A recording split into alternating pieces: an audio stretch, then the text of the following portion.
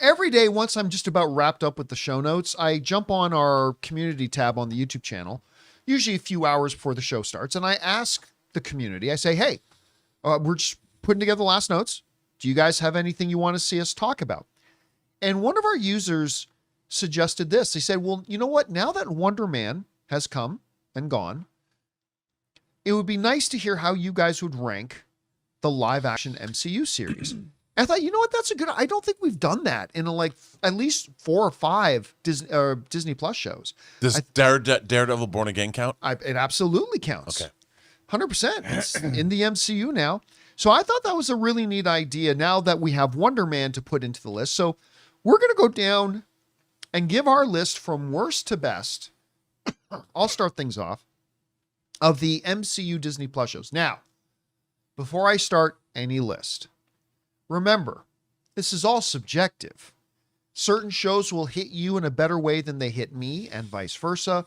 Nobody's list is going to be absolutely identical to each other, so your list is going to look different than mine. I simply present to you my list as a conversation starter. So let's get things going here, shall we? We're going to start off all the way down at the bottom, because I believe there have been a dozen live action MCU Disney Plus series so far. And we're going to go down and start with the worst of the worst. I got to start with Secret Invasion. Down there at the bottom at number 12. Man, was I excited. Me too. And we often talk about, I say this a lot, I have over my career read a lot of scripts before the movies have come out and thought, that looks really good. And then the movie comes out and the execution just wrecked it. I read a lot of Secret Invasion before it came out. Oh, I remember you guys got me hyped on it. Yeah. And it read very well. Yeah. It did not play very well. And they ended up absolutely, first of all, they threw logic out the window, even Marvel logic. Yeah. They just threw out the window. And it was just an unmitigated mess from start to finish that by the end, you're like, why did they even make this show? And how is the universe itself changed really? Yeah. From the beginning of the show till now, other than the fact that we got some superhero god who has a Kia, which we Sheila? haven't heard of The since. Super Skrull. Quibi, whatever her Quibi. name is. It's like, oh, I just now have every superpower. That's not how science works. Project Eagle. She got it from, Project Eagle. So, I mean, anyway, it was just horrendous from start to finish. So at number 12 for me, Gaia, as Mark Wells points out, Gaia or Gia, however you pronounce her name. She was terrible. They'll never mention her again. In the rest of the Marvel Cinematic Universe, they will never mention that character And I liked again. the Skrulls for a while before the show. I liked them in Captain I Marvel. love them in Captain Marvel. What Yeah. they did with them in... Jeez, so bad. Anyway, Nerfed that. that's at number 12. I'll go through these a little bit faster. At number 11, a show that started strong. Good first episode. That's actually a theme with a lot of these Marvel shows. Good, solid first episode that gave me a lot of hope. But then all the wheels just came off. She-Hulk. Oh, She-Hulk. I mean, the premise was so great. Ally McBeal in the Marvel Cinematic Universe. It writes itself. It's so perfect. And yet, as a courtroom comedy in the Marvel Cinematic Universe, they failed at it being a courtroom show and they failed at it being a comedy. It's number one sin to me because there's nothing more painful to watch than a person or a show or a comedian or a movie that really thinks it's being funny and it's really not. Just look at me. Or any of us in this room. You cannot you can do a lot of things wrong, but you cannot be a comedy and completely fall on your face and trying to be funny. It was different tones too. You couldn't keep up with it. I mean, it never really, I never got the sense that this show even knew what it was. But if it was funny, we would have forgiven all of it. And The writers had no idea what it was. No, they had no idea. So I do. I got She-Hulk at number 11. At number 10, I admit this is one unlike She-Hulk and unlike Secret Invasion, I didn't have a lot of hope for. And it kind of delivered exactly what I thought. Echo.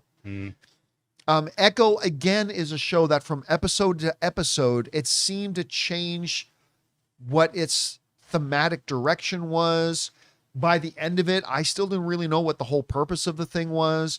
They did some really strange things with Kingpin. And now look, I'm not going to say it didn't have its moments. Echo had its moments. It really did. But overall, missed opportunity. So at number 10, Echo. At number 9, another one that started strong. Moon Knight. I really liked the first episode of Moon Knight. Yeah. Look good too. I the look of really, it. really liked it. By the way, I just remembered a show I forgot to put on the list. I'll get back to it in a second. Ironheart. Yeah, I did. I forgot to put Ironheart on the list, but we'll get to that in a minute.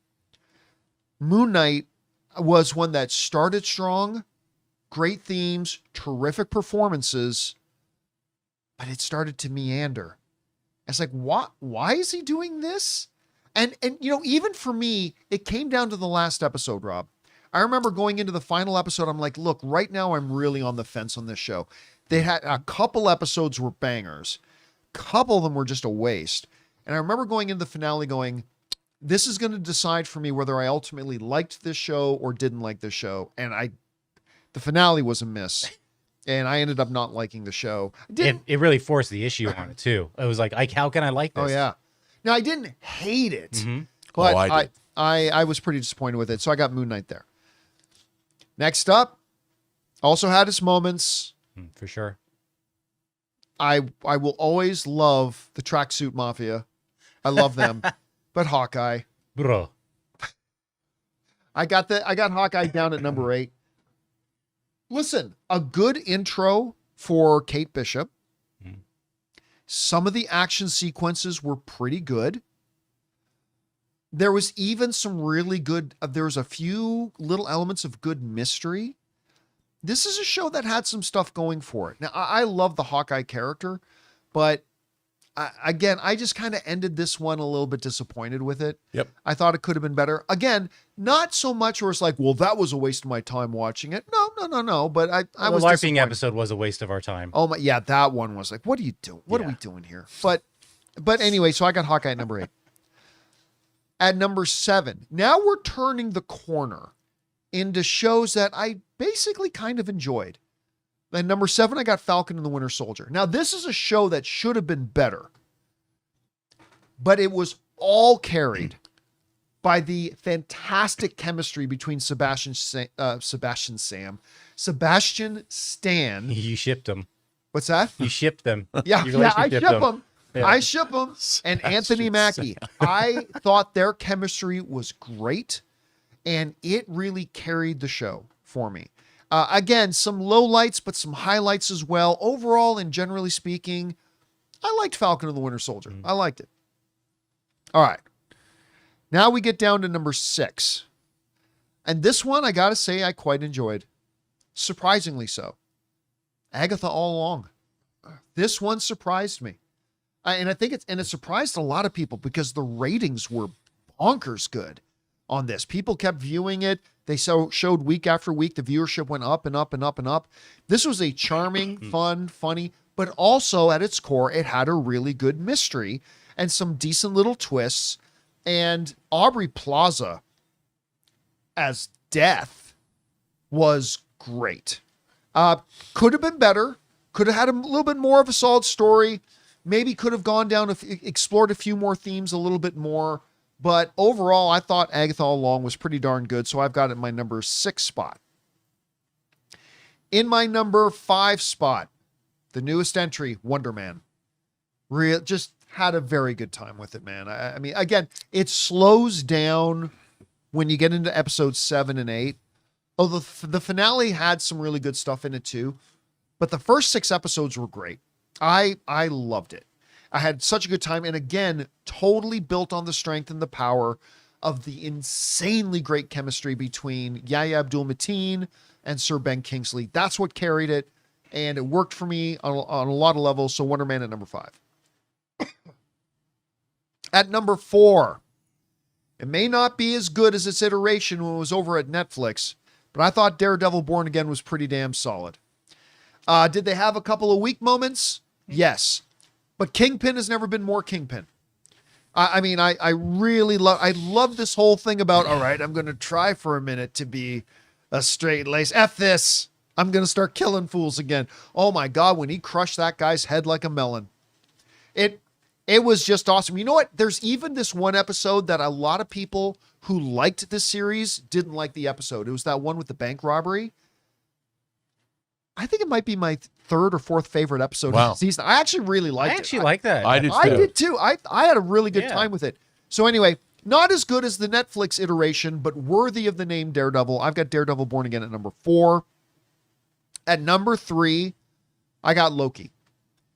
Now, I will often speak a little bit more critically about Loki. And to be honest, the reason for that is Loki is my second favorite character in the Marvel Cinematic Universe. My number 1 guy is Steve Rogers, but my number 2 favorite character in the MCU is Loki. And so I was hoping for better. It was still quite solid. I thought season 2 was an improvement on season 1. I thought it could have been better, but still good enough for me that I've got it up in the number 3 spot. All right. At number 2, Ms. Marvel. This is one I knew my wife was looking forward to, because my wife had been reading Ms. Marvel comics since the day they started. I had not really delved into them much, so I had the least amount of expectation going into it. I heard in advance there was going to be this John Hughes 80s style charm and all this kind of stuff. And right when the first episode ended, I knew I was hooked. I was completely enraptured and fell in love with this whole family, with Ms. Marvel's entire family, Kamala Khan and her dad. Oh my, the moment. Okay, look, I actually get emotional about it. When you know that their parents are trying their best and they love her so much, but they also have their rules and restrictions. When she walks in that one room and she realizes her dad dressed up and painted himself to look like the Hulk so she could go to the Avengers Con. And he was willing to humiliate himself and do something that was totally outside of his comfort zone. I so fell in love with this family. And when you fall in love with the characters, you fall in love with the show or the movie. And I just love this family. I love these characters. I love their dynamics. There's a sweetness and a charm and a fun to it that I just absolutely love. I love it more than most people, but I absolutely love Ms. Marvel. So I've got it at my number 2 spot. And his dad was in that bank scene in Daredevil. Yes. That's part of the reason why I think I like that episode yeah, so much, because Kamala's dad is in there. Mm-hmm. All right. And that obviously leaves us with our number 1, Ironheart. No, I'm kidding. At number 1, WandaVision. It's the one that kicked it all off. It was a phenom. Like, I don't know if everybody remembers, but for 2 months straight, without exaggeration, 2 months straight, our whole show was dominated by WandaVision. Not by me, but by all of our viewers flooding in every single day, theories and thoughts and opinions about WandaVision and where it's going. What does this represent? It just completely captivated everything. They've never been able to recapture that. I'm still waiting. I'm sure Mephisto's actually in that show. We just don't know where. And now, of course, we finally got Vision Quest coming. There's going to be a follow-up to WandaVision. I'm looking forward to that. But WandaVision remains to this day as their absolute gold standard. Like, not even Ms. Marvel really touches it. It remains their gold standard. And I can't wait to see Vision Quest. Now, of course, then there was Ironheart, which I thought was not a good show. No. I will not put it below Secret Invasion. I will not put it below She-Hulk. I will not put it below Echo. I'll put it just below Moon Knight. So I'll put it in my 4 spot from the bottom. Between number Echo 4 spot. So not as bad as Moon Echo, Knight. not as bad as She-Hulk, certainly not as bad as Secret Invasion. But I'm going to put, despite that really great Mephisto appearance in the end, that was a great moment, but I'm going to have it down there because I didn't like it all that much. Anyway, so there's my list from bottom to top again. Secret Invasion, She-Hulk, Echo, Ironheart, Moon Knight, Hawkeye, Falcon, Winter Soldier, Agatha All Along, Wonder Man, Daredevil Born Again, Loki, Ms. Marvel, and WandaVision. That is my list. Rob, what does yours look like? I would keep that list, but for me, I would drop Moon Knight down right above Secret Invasion. Oh, you just liked it that much. I'm a huge Moon Knight fan. Moon Knight is the comic that got me back into reading comics back in 1980 when I was 13 years old, and it was a direct sale. It was one of the first 3 direct sale Marvel comics. It was Micronauts, Kazar, and Moon Knight, and I was blown away by Moon Knight. And they decided to go with an incarnation of the character that was a product of the 21st century. And with the schizophrenia stuff could have been done. I get that. But they could have also gone with the more romantic noir Batman version of Moon Knight, which is what I would have gone with. And I hated the fact that they brought Khonshu as a real god. They added the pantheon of Egyptian gods to the Marvel Universe. That was, again, another later addition to the Moon Knight mythology. And you literally have Egyptian gods battling over the pyramids of Giza in this show. And Which I'm like, would sound amazing.